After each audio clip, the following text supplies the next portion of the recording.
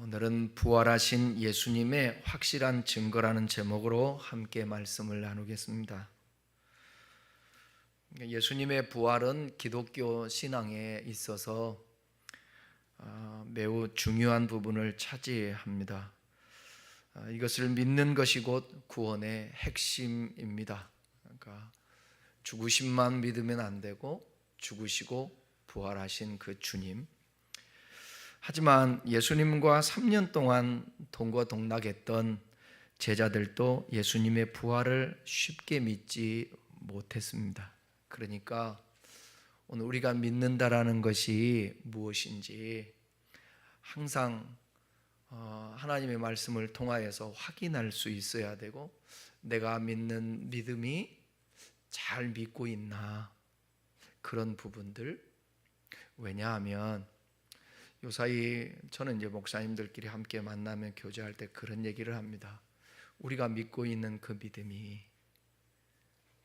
진실인지, 진짜 주님이 인정하시는 그 믿음인지. 왜냐하면 하나님의 말씀을 똑같이 읽고 듣고 그 성경의 토대에서 신앙생활을 한다고 하는데 너무 다양성은 있지 않습니까? 우리 주님께서 사람들에게 인정해주는 그 관점들이 있다고요. 그러니까 사복음서 같은 공간복음도 때로는 사복음서도 또 공간복음도 있게 되는 것이죠. 마태, 마가, 누가복음을 보게 되면 또 요한복음까지도 마찬가지고 겹치는 부분들 많이 있지 않습니까? 그런데 그 어느 관점에서 이 사건을 받느냐에 따라서 조금씩 내용이 다를 수도 있습니다. 맞아요. 하나님을 믿어도 경험이라든지 주장하는 것이 있어서 그것을 더 강조할 수 있습니다. 그런데 하나님을 섬기는 그리스도 안에서 우리 형제 자매들은 한 마음으로, 주님이 말씀했잖아요. 일치, 연합이 있어야 된다는 거예요. 서로 다투고 싸우고 비방하고 대적하고 너는 틀리고 나는 맞다, 이 말도 맞을 수 있는데, 그러면 그 말이 맞다면 누군가는 틀린 거 아니겠어요? 누군가는 옳은 거 아니겠습니까? 그렇다면 저와 여러분이 틀리면 안 되잖아요. 옳아야 되잖아요. 옳아야 되잖아요. 그러니까 아무리 내가 주장한다고 해서 옳은 게 아니고, 다른 사람이 주장한다고 옳은 게 아니라 하나님이 우리를 어떻게 평가하는가, 그게 더 중요하다는 거예요.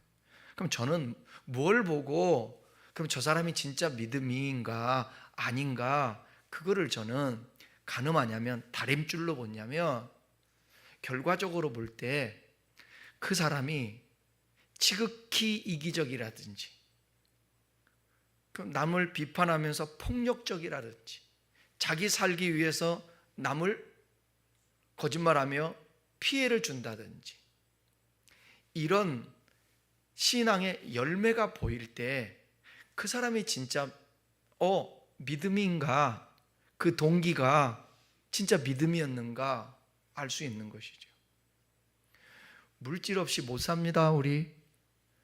그 다음에 명분 없이 우리의 가치와 때로는 실리, 그거 없이 어떻게 살아요?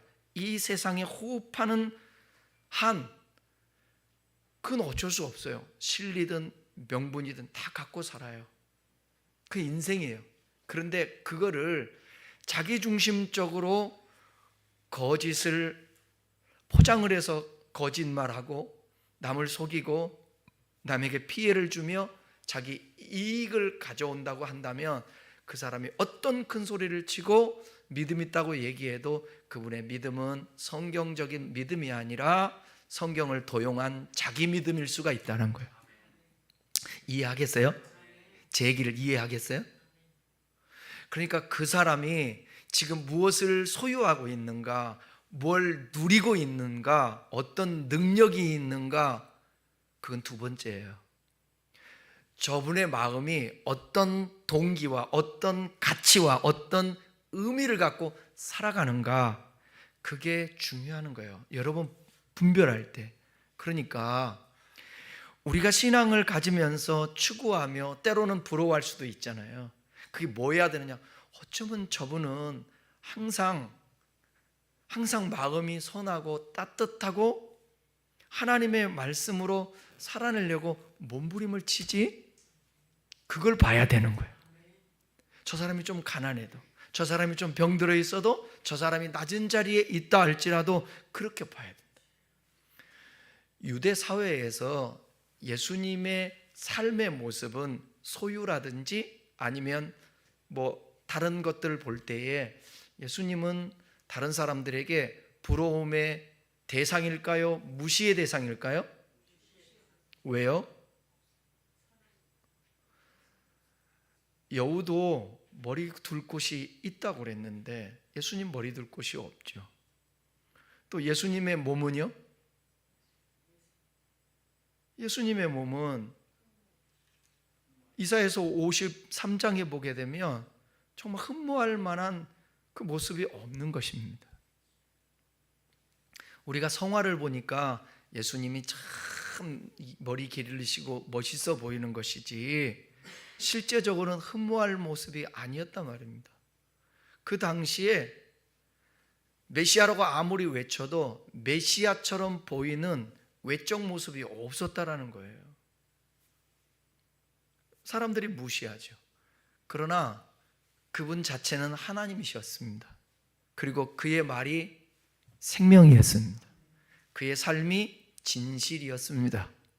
그러니까 모든 사람 위에 뛰어난 이름을 하나님께서 허락하셔서 그 발 앞에 사람들이 복종케 하시고, 그 복음이 그 예수가 진실이고 하나님이었기 때문에 가면 갈수록 그를 섬기고 그분을 믿는 대상들이 줄어드는 것이 아니라 2000년 역사에 계속해서 그를 믿는 무리들이 많아지고 있다는 거예요. 그분은 창조주이시고 그분은 이 세상에 누구와도 비교할 수 없는, 여러분 예수님을 비방하고 예수님을 욕하는 분 들어봤어요? 기독교는 욕하고 교회는 욕해도, 예수교는 욕해도 예수님을 욕하는 사람은 없잖아요.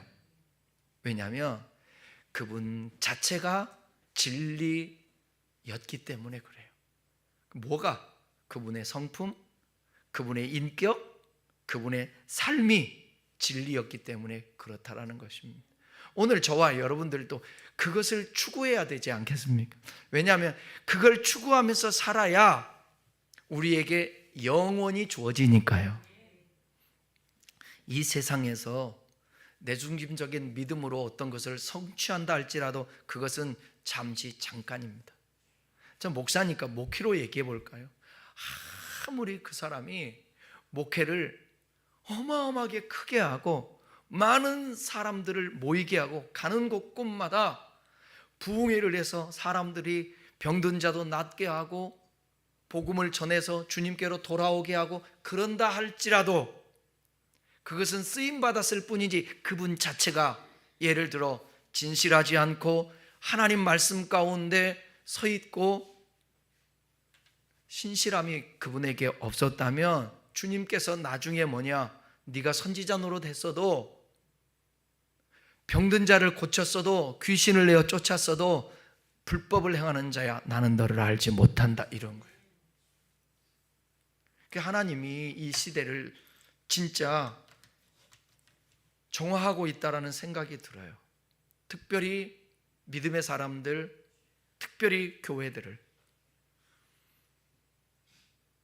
바람이 불면 알곡과 쭉정이가 날리잖아요. 알곡이 날아갈까요? 쭉정이가 날아갈까요? 쭉정이가 날아가죠. 우리가 가는 길에 영생의 길은 넓을까요? 좁을까요? 찾는 자가 많아요? 적어요?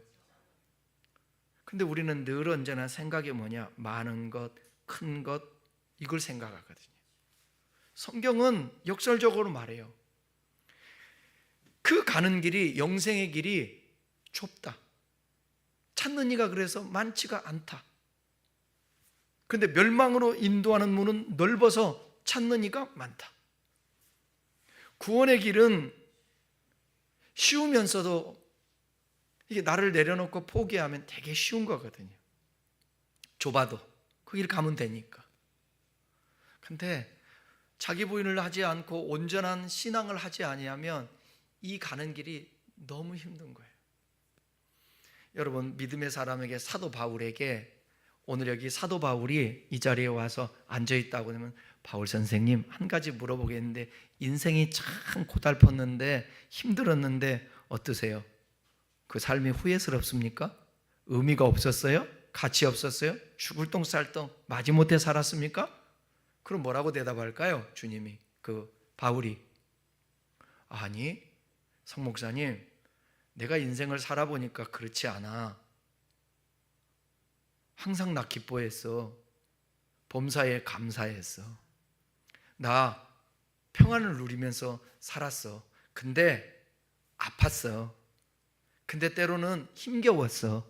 내 힘든 것보다, 아픈 것보다 그 주님의 은혜가 더 커서 견딜 수가 있었어. 이렇게 답하지 않겠습니까? 이게 신앙인 거예요. 우리의 신앙인 거예요.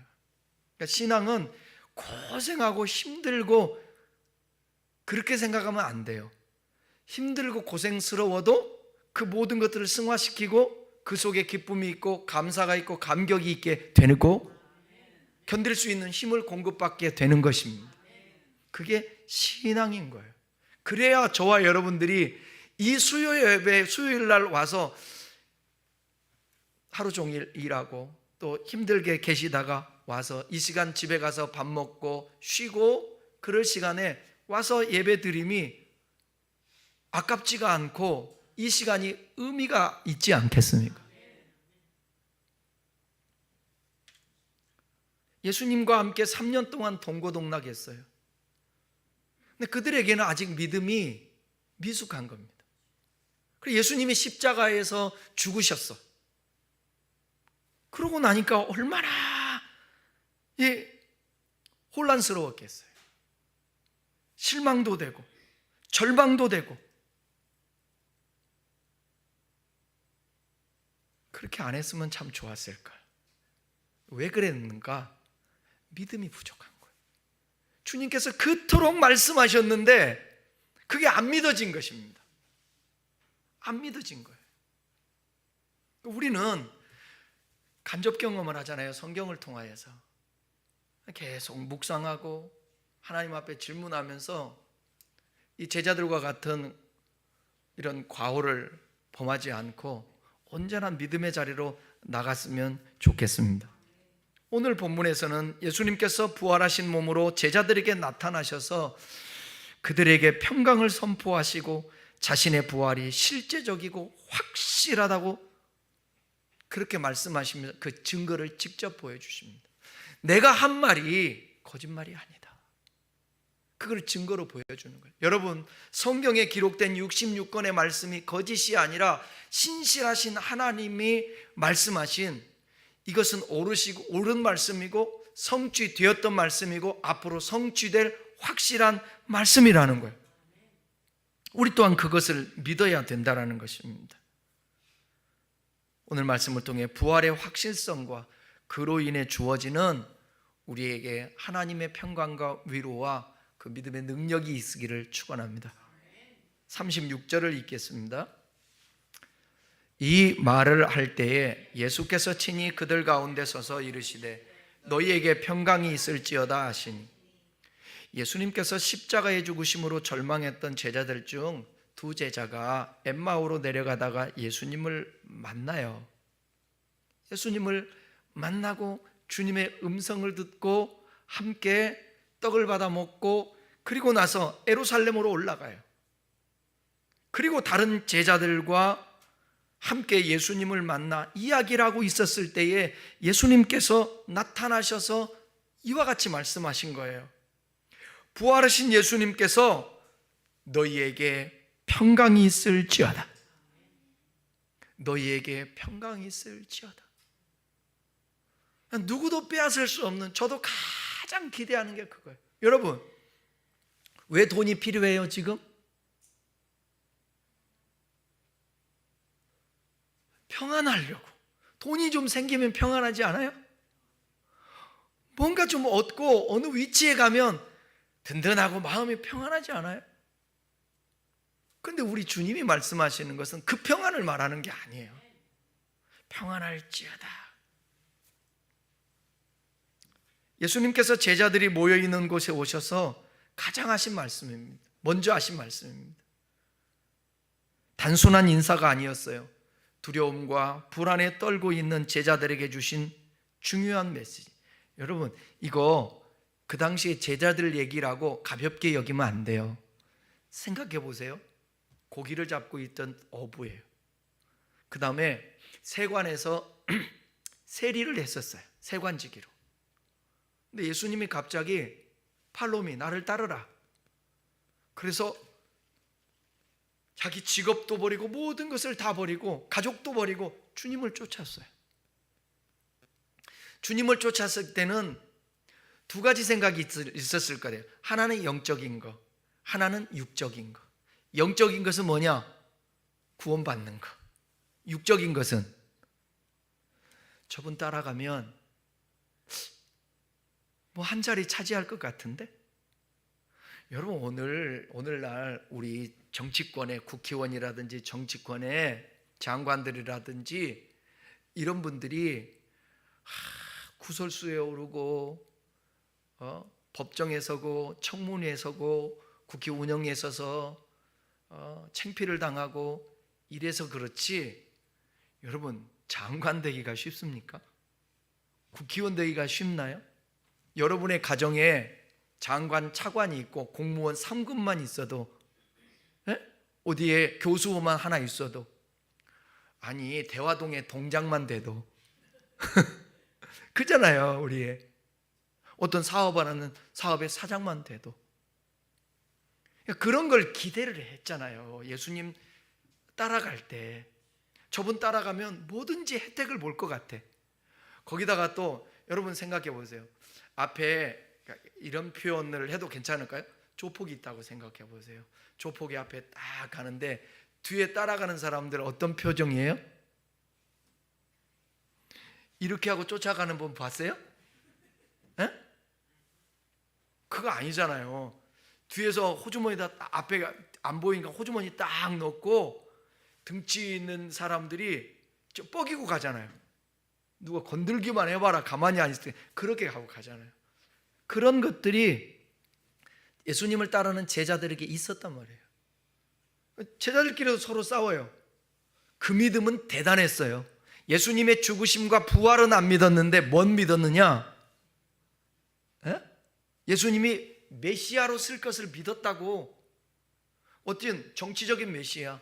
그때에 하나는 좌편에 하나는 우편에 서로 제자들끼리 싸워요.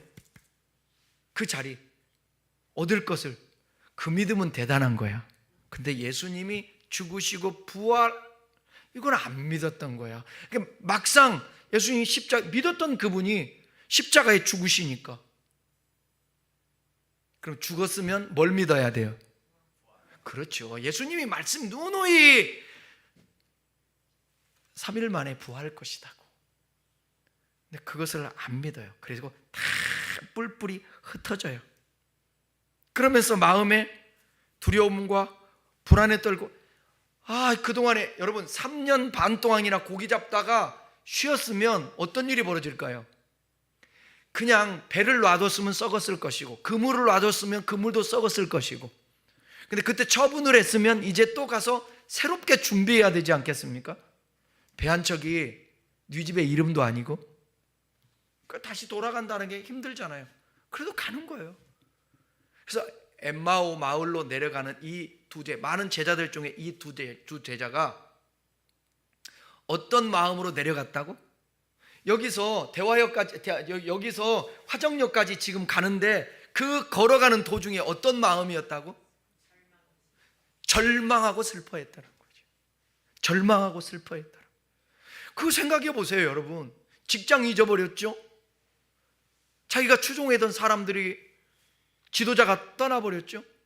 그 절망 가운데 지금 걸어가고 있는 거예요. 그러니까 당연히 두렵고 불안에 떠는 그 제자들 아니겠습니까? 그리고 또 이런 것들도 있었을 거예요. 제자들은 유대 종교 지도자들과 로마 군인들이 자신들도 잡아갈까 봐 두려움도 있었을 것입니다. 예수님이 부활하셨다라는 소문을 들었지만 직접 경험하지 못했기에 여전히 의심하고 있는 거예요. 그러나 예수님은 그런 제자들에게 찾아가셔서 뭐라고 말씀하냐면 평강이 있을지어다. 이 말은 무슨 말이죠? 너희들이 절망하고 너희들이 걱정하고 너희들이 두려워하고 너희들이 의심하고 있는 그 모든 문제, 그거 너희들 잘못 생각하고 있는 거야. 그러니까 내가 메시아다, 부활한 주님이다, 그러니까 너희들 걱정 근심하고 불안하는 거 다 떨쳐버려. 그 평강을 지금 선포하고 있는 것입니다. 여러분, 저도 사람인지라 아프면 힘들고 환경적으로 물질이 쪼달리면 힘들고 또 사람 때문에도 힘들고, 왜 그렇지 않겠어요? 이 세상에 살아가는 사람 모든 사람이 그래요. 그런데 그 환경을 보지 마시고 평강을 주시고 나와 함께 하시는 누구를 주목하고 바라봐야 된다고요? 주님을 바라봐야 돼. 이 믿음이 있어야 이 땅을 좀 편안하게 살 수 있는 거예요. 평강이라는 단어는 에이레네라는 거예요. 단순한 평온함을 말하는 게 아니라 하나님과의 평강을 말할 때 이 단어를 써요. 평화를 얘기할 때. 그러니까 하나님과 화목하는 거예요. 하나님과 함께하는 것입니다. 전능자가 함께 하시는데, 마치 어린아이, 이제 3살, 4살, 5살 먹은 아이에게 엄마 아빠는 전능자예요. 권능자란 말이에요. 전능자, 권능자. 호랑이도 무섭지 않아요. 조폭도 무섭지 않아요. 우리 엄마 아빠면. 그와 똑같은 거예요. 에이레네라는 것은 우리 주님이 함께 하심으로 인하여서 얻어지는 그 마음의 편안함을 얘기하는 것입니다. 이 평안을 뭘로도 말할 수 있냐면, 독수리가 그 셀기를 날개 아래 품은 것과 같다라는 것입니다. 이게 성경에 땅이 혼돈하고 공허하며 흑암이 깊음 위에 있을 때에 하나님의 신이 수면에 운행했다. 이 운행했다, 하나님의 신이. 그게 뭐냐? 독수리가 새끼를 품에 안고 나풀거리듯이. 그러니까 혼돈 속에 있는 우리의 삶에, 흑암 속에 있는 우리 삶에 성령 하나님이 오셔서 품어주신다는 것입니다.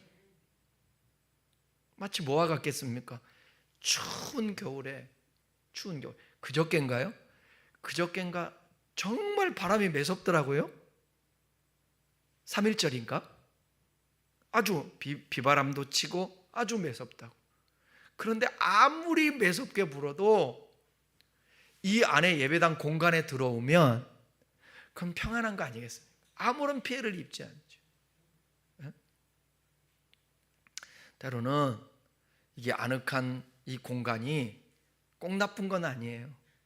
목사님들이 여기 있으면 벌써 시간이? 무슨 얘기예요? 시간 개념이 없어지는 거야. 왜? 사방이 막혀 있으니까. 여기 있으면 시간 가는 줄 모른다는 거야. 그러니까 시계가 있지. 시계 보면 되지.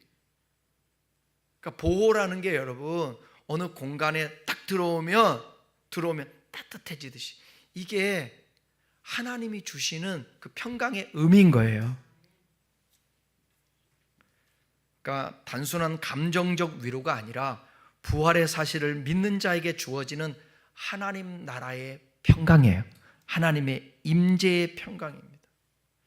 예수님께서 하신 말씀이 거짓이 아니라 사실이었다라는 것을 거듭 상기시키는 것입니다. 기대했던 것이, 믿었던 것이 허사로 돌아갈 때 사람들은 평강을 잃고 불안해합니다. 그런 제자들에게 예수님은 평강이 있기를 선포했어요. 여러분들에게 평강을 빼앗아간 것이 무엇입니까? 생각해 보시고 다시 주님의 말씀으로 그 말씀을 믿어 평안할 수 있기를 바랍니다. 우리도 종종 삶의 어려움과 두려움 속에서 불안할 때가 있습니다. 왜 없겠어요? 그러나 예수님을 믿고 의지하는 자들에게는 세상이 줄 수 없는 참된 평강이 임하는 거예요. 우리는 부활하신 예수님을 바라보며 이 평강을 누려야 합니다. 누려야 합니다. 제자들이 배를 타고 가고 있는데 풍랑이 일 때 그 풍랑이 일어난 삶은 자체는 절망 아니에요? 우리의 삶에 풍랑이 일어나잖아요. 절망스럽게. 그것이 크든 작든 순간 괴롭고 막 화가 나고 견딜 수가 없고 고통스럽고 이게 풍랑이에요. 근데 이 풍랑일 때 답이 없어요. 그냥 거기서 버텨야 되고 견뎌야 되는데 저 멀리서 뚜벅뚜벅 파도를 밟으면서 걸어오시는 누가 계셨어요? 베드로도 봤고 그랬던 처음에 유령으로 봤던 그 예수님이 오시고 계시는 것입니다. 그때에 비록 베드로가 잠깐 걸어가다가 빠졌지만 그 풍랑 가운데 배가 흔들리고 파도가 칠 때 예수님이 걸어오시는 모습을 촥 발견했을 때에 순간적으로 그때 평안이 있었을까요? 없었을까요? 어마어마한 평안이죠. 어마어마한 평안. 예를 든다면 길을 잃었어요. 산에 가다가 막 길을 잃었어요. 어디가 어딘지 몰라요. 그때에 멀지만 불빛 하나 비치면 그 순간에 어떤 생각이 들을까요? 그 순간 살 생각이 들죠. 제가 애들 수련회 데리고 갔을 때 그때 안수 집사님도 가셨나? 난지도 차 물에 빠질 때 그때는 안 가신 것 같다. 그 차가 바닷물이 막 들어올 때 남의 차 빌려 갖고 갔거든. 근데 왜 이제 배에다가 싣기 위해서 짐들 싣기 위해서 차 밑에다가 이제 주차하고 그러고 있는데 물이 막 들어오니까 서해하니까 물이 들어오는데 시동을 거는데 시동이 안 걸려. 물이 막 들어오는데 바퀴까지 차. 남의 차예요. 우리 차면 모르는데 계속 물 들어오면 그거 어떻게 해요? 그래서 막 소리쳤죠. 처음에는 두꺼운 밧줄로 앞에를 그 본네트 앞에를 묶어 그 이스타나였어요. 묶어가지고 서로 잡아다. 움직입니까? 그 무거운 차가. 그것도 이거 언덕인데 안 되죠. 근데 저 소리를 질렀더니 저 멀리에서 갤로퍼 차가 도와주러 내려오더라고. 그때의 마음은 어떤 마음이야? 살았다. 살았다. 딱 그 감정이 왔는데 이제부터는 뭐가 걱정이냐? 빨리 와야 되는데 빨리 와야, 물은 차오니까 빨리 와야 돼. 여기에 걱정이 들어오는 거야. 첫 번째 봤을 때는 살았다는데 그 다음에 걱정. 그 다음에 뭐냐? 어떻게 또 묶어갖고 할까? 제가 옛날에 얘기했잖아요. 내가 차를 손으로 잡고 내 밧줄을 내에다가 묶고 얼마나 급했든지 차를 잡아서 내가 무슨 헤라클레스입니까? 아니 생각을 해보죠. 내가 그래 나중에 막 그 협동 목사님이라 그거 아니라고. 그래서 바로 풀고 차 묶어가지고 갤로퍼에 연결해서 끄집어냈어요. 그때 제가 갤로퍼를 봤을 때 그 갤로퍼가 빛이야, 희망이야, 살았다. 그러듯이 우리의 삶에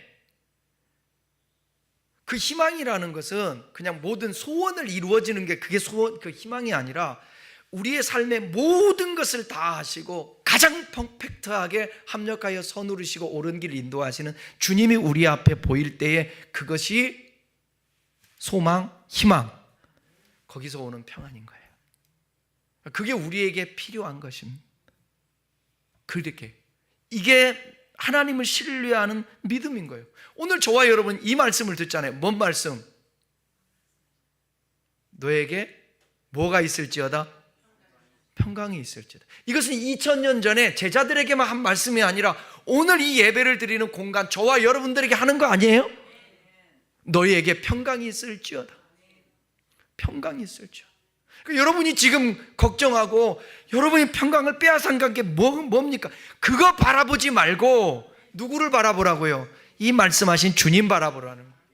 근데 이 주님 바라보다가 다시 평강을 빼앗아가는 그 거리를 딱 보는 순간 물에 빠지는 거예요, 베드로처럼. 그러니까 이 믿음이 쉬운 게 아니라 믿음의 주에 온전케 하시는 이 예수님을 계속 바라보는 거예요. 그리고 이 예수님을 많이 알아야 되고 이 예수님을 많이 묵상해야 되는 것입니다. 37절부터 38절 읽겠습니다. 그들이 놀라고 무서워하여 그 보는 것을 영으로 생각하는지라. 예수께서 이르시되 어찌하여 두려워하며 어찌하여 마음에 의심이 일어나느냐. 그렇게 말씀했는데도 제자들의 반응은 뭐냐면 의심과 두려움입니다. 예수님께서 직접 나타나셨음에도 불구하고 제자들은 놀라고 무서워하며 유령을 보는 줄 알았어요. 여기 37절에 나오는 영 있잖아. 영은 푸네우마라는 단어인데 영적 존재나 유령을 가리켰을 때에 쓴 단어예요. 그러니까 예수님이 나타났어요. 영적 존재, 유령 같은 거 그렇게 보였던 거예요. 이 장면을 통해 인간이 얼마나 쉽게 의심하고 믿음이 약한 존재인지를 알 수 있습니다. 아직도 예수님이 말씀하셨던 죽으셨다 부활하신다는 그 말씀을 깊게 지금 믿지를 못하는 거예요. 예수님은 여러 차례 자신이 죽었고 부활을 예고하셨지만 제자들은 여전히 그 말씀을 받아들이지 못합니다. 심지어 부활하신 예수님을 직접 보고도 의심하는 모습은 인간의 연약함을 보여주는 거죠. 예수님은 그런 제자들의 상태를 아시고 이렇게 말씀하는 거나 마찬가지. 어찌하여 두려워하며 마음에 의심이 일어나냐고 책망을 하시죠. 신앙생활하면서 우리도 때로는 하나님의 역사하심을 보고도 의심할 때가 있습니다. 그러나 예수님은 그런 우리를 포기하지 않으시고 계속해서 믿음을 가지도록 도와주시는데 이게 은혜인 거예요. 저와 여러분들에게 참아주시고 견뎌주시는 거예요. 우리가 의심이 들 때마다 예수님의 말씀을 더욱 그래서 깊이 묵상하고 기도로 나아갈 때에 하나님은 우리를 성장할 수 있는 믿음을 허락해 준다는 거예요. 39절 40절 읽습니다. 내 손과 발을 보고 나인 줄 알라. 또 나를 만져보라. 영은 살과 뼈가 없으되 너희 보는 바와 같이 나는 있느니라. 이 말씀을 하시고 손과 발 보이시나. 이 말씀은요, 부활의 확실한 증거를 위해서 손과 발을 보이신 내용이잖아요. 예수님은 제자들이 확신을 가지도록 자신의 그 손, 발을 직접 보여주십니다. 그러니까 단순한 영적인 존재가 아니라 실제로 부활한 몸을 가진 증거를 보여주신 거예요. 여기 만져보라 이 단어는 직접 만져보고 확인하는 것을 의미해요. 예수님은 십자가에 못 박히시기 그 전에, 십자가에 달리시기 전에 그 손과 발에 못이 박혔잖아요. 부활하시고 난 다음에도 못자국이 있는 거예요. 그 몸에. 그 예수님이 십자가에 지금 나타나신 주님이 그 십자가에 죽으신 그분과 동일하신 분이라는 것을 제자들에게 보여주기 위해서 손발을 보여주는 것입니다. 그 손발이 못자국이 있죠. 예수님은 단순히 영적인 부활이 아니라 몸을 가진 상태로 부활하셨어요. 실제로. 그러니까 우리는 부활의 신앙을 단순한 개념이 아니라 역사적 사실로 믿어야 돼요. 허구가 아닙니다. 만들어낸 게 아닙니다. 실제로 예수님이 말씀한 대로 죽으셨다가 3일 만에 장사 지냈는데, 거기 우리가 23장에서도 강의할 때 말씀드렸잖아요. 여인들이 장사 지낸 예수님의 무덤을 찾아갔더니 그 무덤에 예수님이 계셔요, 안 계셔요? 안 계시고 입었던 옷만 개켜져 있는 것이에요. 그분이 죽으셨다가 그대로 부활하신 것입니다. 나는 부활이요 생명이니. 예수님이 거짓말하시지 아니하시고 말씀하신 대로 부활했다는 거죠. 우리도요, 분명히 죽고 나면 뭐 화장도 할 수 있고 무덤에도 들어갈 수 있고 그렇지만 그건 하나님의 초자연적인 역사로 말미암아 나중에 우리의 몸이 초자연적으로 신령하게 육체의 성중성이라는 이 육체를 다시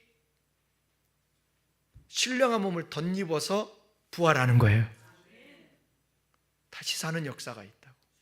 그러니까 지금까지 죽었던 사람들도 다 부활하게 되는 거예요. 그래서 믿었던 사람들은 생명의 부활로, 믿지 않는 사람들은 심판의 부활로 주 앞에 서게 된다라는 것입니다. 41절부터 43절 보겠습니다. 그들이 너무 기쁨으로 아직도 믿지 못하고 놀랍게 여길 때에 이르시되 여기 무슨 먹을 것이 있느냐 하시니 이에 구운 생선 한 토막을 드리니 받으사 그 앞에서 잡수시더라.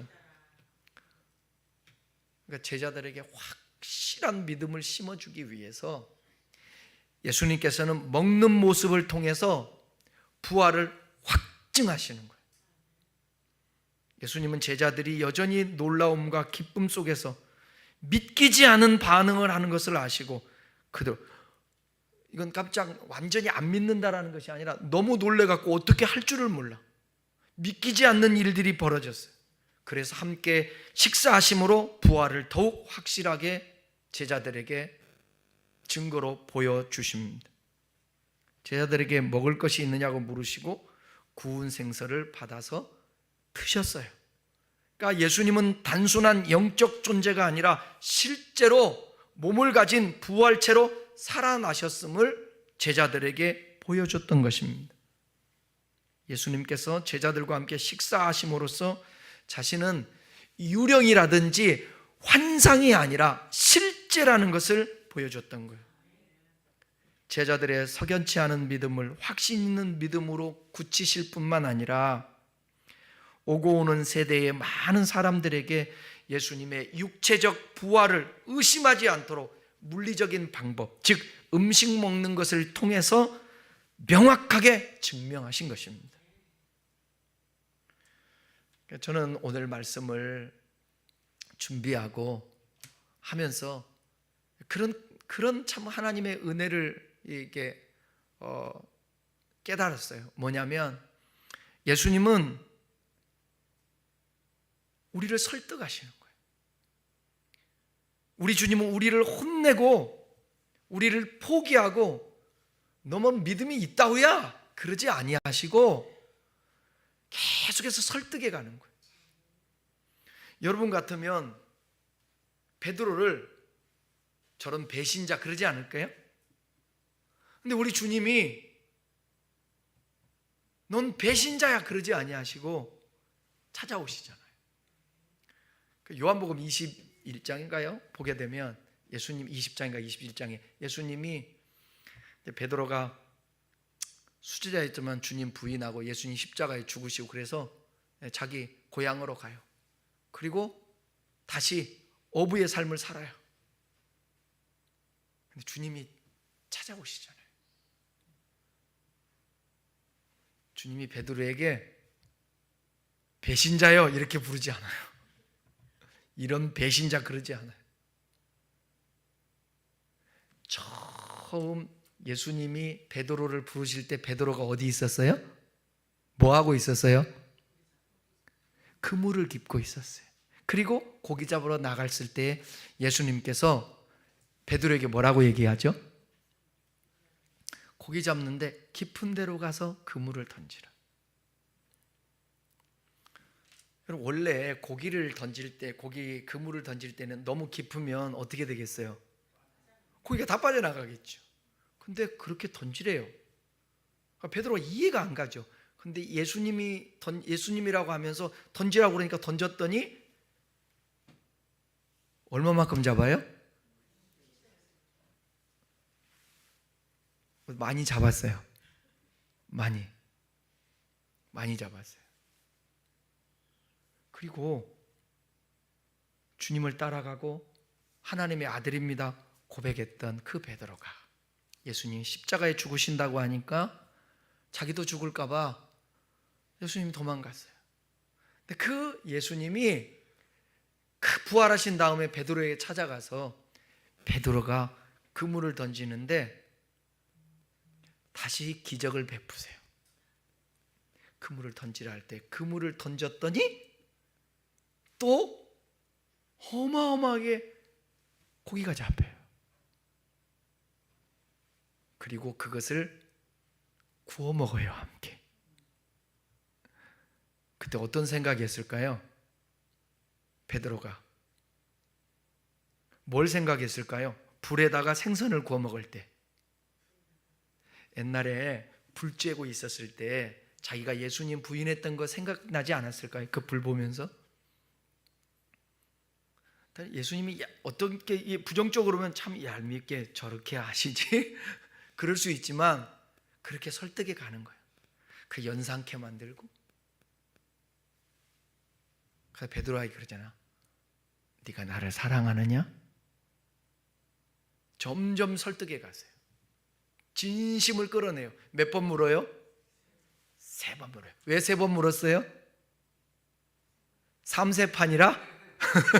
우리나라 3세판인데 세계에서도 뭐 다 그러잖아. 3세판 1, 2, 3. 그래서 아마 추측건데 예수님을 몇 번 부인했어요? 3번 부인해서 그러지 않았을까라는 추측이 들어요. 그렇게 설득해 가는 거예요.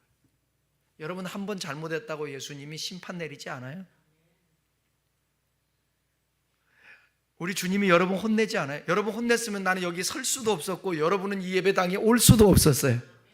주님은 계속해서 우리를 설득해 가시는 거예요. 그러니까 사람들이 그분 앞에 껍박 죽는 거예요. 왜냐하면 다른 사람들은 다 배반해요. 그리고 어떤 순수한 얘기도 왜곡해서 듣기도 해요. 근데 우리 주님은 별 소리를 다 해도 어떤 태도를 가지고 주님 앞에 나가도 그냥 넓은 그 품으로 안아주세요. 수고하고 무거운 짐진 자들아 다 내게로 오라. 내가 너희를 쉬게 하리라. 이렇게 주님께서 평안을 너희에게 끼치노니 내가 주는 평안은 세상이 주는 것과 같지 않다. 주님이 내게 오라 그렇게 말씀하지 않습니까?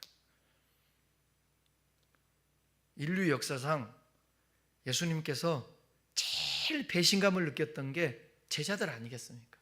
그런데 그 배신자들에게 가까이 하는. 여러분 한 번은 우리나라가 정치도 마찬가지예요. 한 번은 끊고 가야 돼요. 뭘 끊어야 되느냐? 아무리 배신하고 아무리 원수 같아도 사랑으로 품고 용서하고 그렇게 가야 돼요. 우리는 그걸 기도해야 돼요.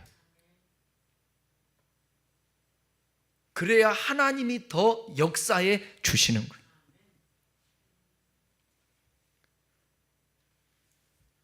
말씀을 마치겠습니다. 예수님께서는 부활하셔서 제자들에게 나타나시고 그들에게 평강을 주시며 부활의 확실한 증거를 보여주셨습니다. 그 부활하신 주님이 오늘 저와 여러분들에게도 찾아오셔서 두려워하지 말고 내가 말한 것을 의심하지 말고 믿고 그것을 신뢰하고 그것을 붙들고 나가라. 그러면 너희와 함께할 것이고 그 함께한 삶이 마감되게 되면 너희는 영생 얻을 것이고 그 후에 마지막 때에 부활하는 역사가 있어 하나님과 새하늘과 새 땅에서 영원한 안식과 복을 누리며 살 것이다. 이 말씀하시는 그 주님을 우리가 받아들이고 믿으려면 부활은 역사적인 사실인 것을 인정해야 되는 것입니다. 다 같이 기도하겠습니다.